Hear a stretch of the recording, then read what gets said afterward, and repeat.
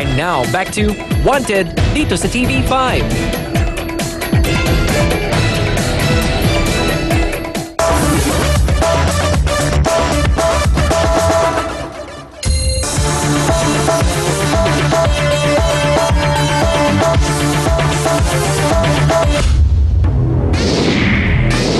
Uhaw sa supply ng tubig ang mga residente ng St. Martin Subdivision sa Marilao, Bulacan. Uminit pang kanilang ulo nang magpunta sa Marilao Water District o Marwadis dahil hindi umano sila hinarap ng pamunuan nito. Kaya agad namin tinawagan ng Marwadis para hingan ng kasagutan ng malagkit na problema ng mga taga St. Martin. Jun Soriano. Yes, sir. Oh. May na po. Si Rafi Tulfo po ito, sir.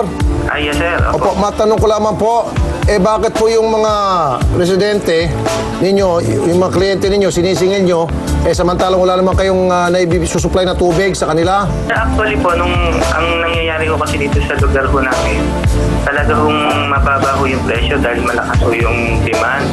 Ngayon ang ginagawa ho namin, nagkakaroon ho kami ng valving system para ho yun doon sa mga lugar na hindi po nararating ng tubig, makakuha. Okay, sir, ang pinanggagalaitin nila, wala na nga silang tubig, sisingilin niyo pa sila. Yun po yung nakakaloko doon, sir. Ba't kayo maningil samantalang wala naman kayong nabibigay na serbisyo sa kanila? Bakit umaandar yung metro samantalang wala naman pumapasok na tubig sa gripo? Walang lumalabas na tubig sa gripo at hangin lang ang lumalabas. Gusto ko pong ma-identify kung sino ho mismo sila para makita ho namin yung bill ho nila kasi meron nun naman naka-record doon kung may consumption o wala. Ngayon kung talaga hong zero consumption, pwede ho natin i-consider yun, yung sinasabi. Pag zero consumption, tablahin po lahat ng bill. Ano po? Doon talagang makikita nyo na wala silang nakukuha tubig. Ano po? Opo, pwede po. Sige, sasamahan po namin sila sa inyong tanggapan, sir, para maayos na to once and for all. Nung Martes, sinamahan na namin ang nagrereklamong magkakapitbahay papunta sa tanggapan ng Marwadis. Ito ang kumpanyang nagsusupply ng tubig sa mahigit kumulang 17,000 kabahayan sa bayan ng Marilao. Sa pagkakataong ito, nakaharap na nila ang general manager na agad namang nagpaliwanag kung bakit kinapos ang supply ng tubig sa St. Martin. Interconnected do kasi yung system natin. Lahat po ng linya namin magkakabit. Yung, halimbawa, yung sa inyo, St. Martin, nakakabit sa Ibayo, sa St. Michael. Magkakakonekta ho yan. Nakasentro ho yung bilang ng mga pump station sa Lias ng Bakin. Kaya yung sobrang tubig ho doon, ayun ang pinanarating natin sa Ibayo, pati ito sa lugar nyo. Dinugtong ho namin yan sa sa St. Michael eh. Bakit ho ang St. Michael tumutulong kahit na ho, kahit na ho itong oras nito hanggang magdamag, tumutulong ang St. Michael. Sabi ko na magkakakonekta hindi niya na ako. Paano naman kami na nagbabayad, may minimum, walang nasisipsip? At saka pag hindi pa nagbayad ng on time, may penalty pa. Bakit?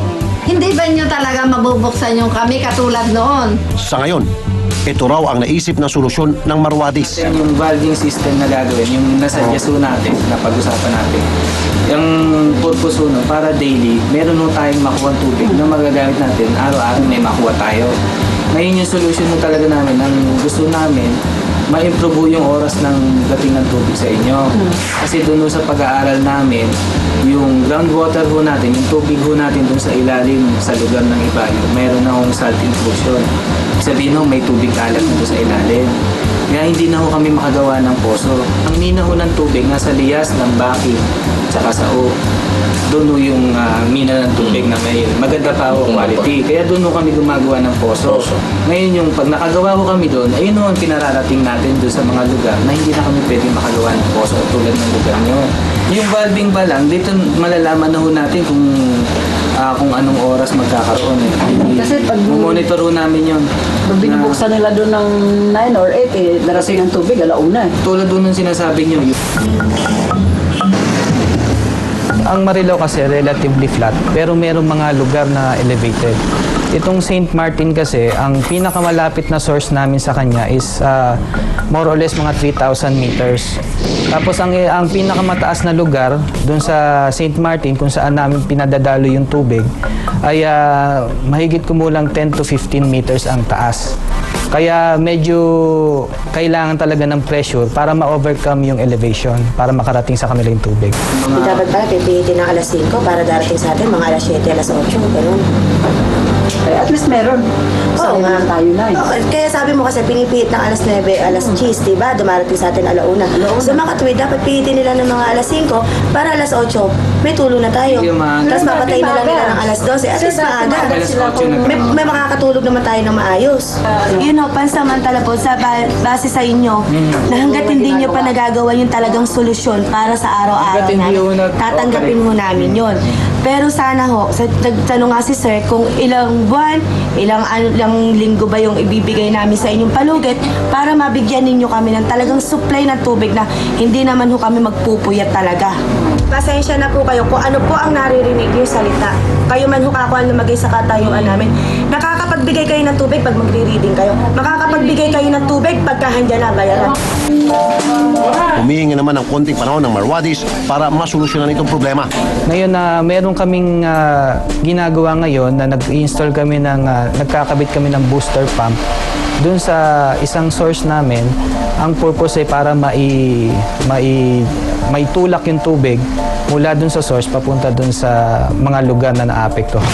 Ang amin pong gustong ipaliwanag sa mga tao na kami po ay hindi tumitigil para po maibalik po namin sa dati yung aming pong serbisyo ng tubig at ina-assure ho namin ng mga tao na yung ating pong nararanasan na shortage ng tubig ay ating pong mareresolba sa takdang panahon po. Ayon naman sa Local Water Utilities Administration o LUA, babantayan nila ang gagawing aksyon ng Marwadis. At ang aming gawain dito, parang kami yung nag-o-oversight o nag-o-overview o nagbibigay ng general supervision sa water districts. At kung meron nagkakaproblema, ang alam ko nagkakaproblema ata sa low water supply, yung ibang parte ng Marwadis o Marila Water District, bumibisita kami at nagbibigay ng technical advice.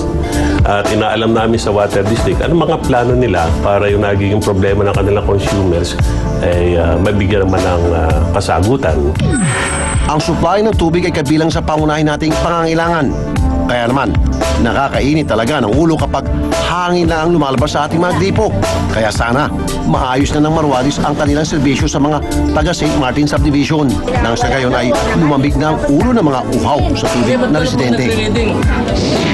Susunod, may-ari ng video kibal sa tabi ng kabahayan. Mapakanta pa kaya sa aksyon ng wanted at kinaukulan?